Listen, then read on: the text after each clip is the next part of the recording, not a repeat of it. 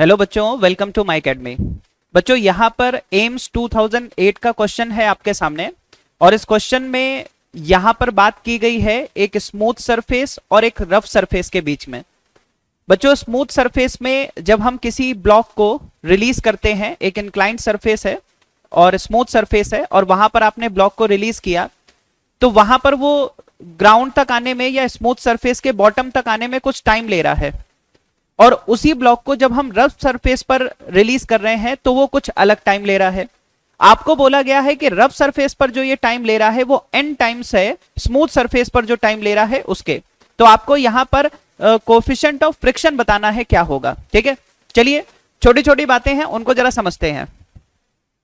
बच्चों यहां पर पहली चीज तो आप ये समझिए कि अगर हम किसी भी बॉडी को अगर हम रेस्ट से रिलीज करते हैं, ठीक है, और हम मान लेते हैं कि एक्सेलरेशन यहां पर बच्चों a है, तो आप जरा सोचो कि इस बॉडी को s डिस्टेंस चलने में कितना टाइम लगेगा। ठीक है, अभी हम ना तो स्मूथ सरफेस की बात कर रहे हैं ना रफ सरफेस की बात कर रहे हैं, एक सिंपल सी बात कर रहे हैं कि अगर हम रेस्ट से छोड़ दें तो s डिस्टेंस ट्रेवल करने में वो कितना टाइम लेगा। तो बच्चों इसके लिए आप यूज कर सकते हो s is equal to ut plus half A T square. अब आपको पता है इनिशियली ये रेस्ट में था तो s इज इक्वल टू कितना हो गया बच्चों, हाफ ए टी स्क्वायर, यानी कि t की वैल्यू यहां से आ गई √2s डिवाइडेड बाय a। अब बच्चों ध्यान से सुनना भाई, अगर हम रफ सरफेस की बात करें चाहे स्मूथ सरफेस की बात करें, डिस्टेंस तो सेम ट्रेवल करनी है, यानी कि टाइम यहां पर अगर आप देखो तो सीधे सीधे हम कह सकते हैं t इनवर्सली प्रोपोर्शनल हो गया स्क्वायर रूट ऑफ a के।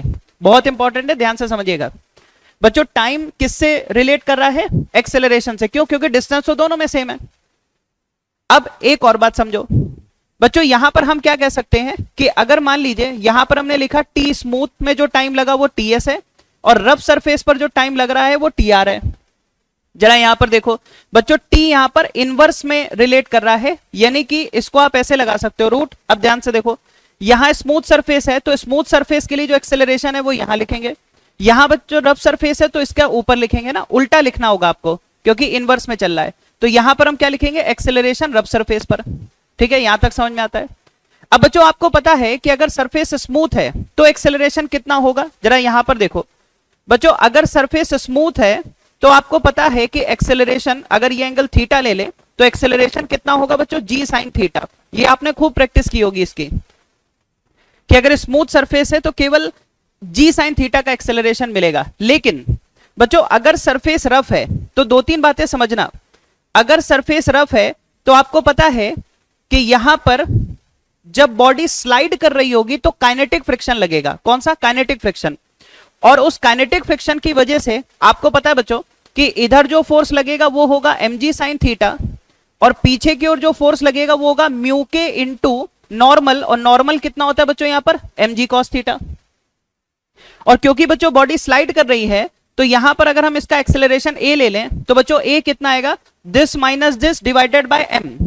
तो जैसे ही m से डिवाइड करोगे बच्चों g कॉमन कर लो, यहां पर आ जाएगा साइन थीटा माइनस म्यू के cos थीटा। ठीक है, तो यहां पर ये आ गया। ठीक, वैसे ये डायरेक्ट आपको पता हो तो बहुत अच्छी बात है। तो बच्चों स्मूथ सरफेस पर एक्सेलरेशन कितना है, g साइन थीटा, और रफ सरफेस पर एक्सेलरेशन कितना है, g ब्रैकेट में साइन थीटा माइनस म्यू के cos थीटा। अब जरा यहां पर आ जाइए बच्चों, हमें क्या बोला गया है कि रफ सरफेस में जो टाइम लग रहा है वो n टाइम्स है स्मूथ सरफेस का, है ना, यानी रफ सरफेस पर जो टाइम लग रहा है वो ज्यादा लग रहा है। कितना ज्यादा लग रहा है, n टाइम्स लग रहा है स्मूथ सरफेस के कंपैरिजन में। तो बच्चों यहां पर देखो ये हो गया 1/n। ठीक है, इसका स्क्वायर कर दो तो ये हो जाएगा बच्चों AR अपॉन AS। अब जरा देखो स्मूथ सरफेस के लिए एक्सेलरेशन कितना है, जी साइन थीटा, और रफ सरफेस के लिए एक्सेलरेशन कितना है, जी ब्रैकेट में साइन थीटा माइनस म्यू के cos थीटा। और बच्चों थीटा आपको यहां पर 45 डिग्री दे रखा है। अब जरा यहां पर देखिए बच्चों, ये तो हो गया 1/n स्क्वायर। ठीक है, यहां देखो g से g कैंसिल कर दो, साइन थीटा से अलग अलग डिवाइड कर दो तो ये हो गया 1 माइनस, और यहां पर हो गया बच्चों म्यू के डिवाइडेड बाय tan थीटा, और tan 45 कितना होता है 1, यानी कि यहां पर ये आ गया। बच्चों यहां से अगर हम देखें तो म्यू के की जो वैल्यू है वो आपको मिल जाएगी 1 माइनस 1 अपॉन n स्क्वायर। तो पहली बात बच्चों, चार ऑप्शन अगर आप देखो तो यहां पर म्यू के और म्यू एस लिखा हुआ है, जो गिवन इंफॉर्मेशन है वहां से हम सिर्फ म्यू के फाइंड कर सकते हैं, क्योंकि बॉडी स्लाइड कर रही है तो काइनेटिक फ्रिक्शन होगा, और म्यू के की वैल्यू कितनी आ रही, 1 - 1/n²।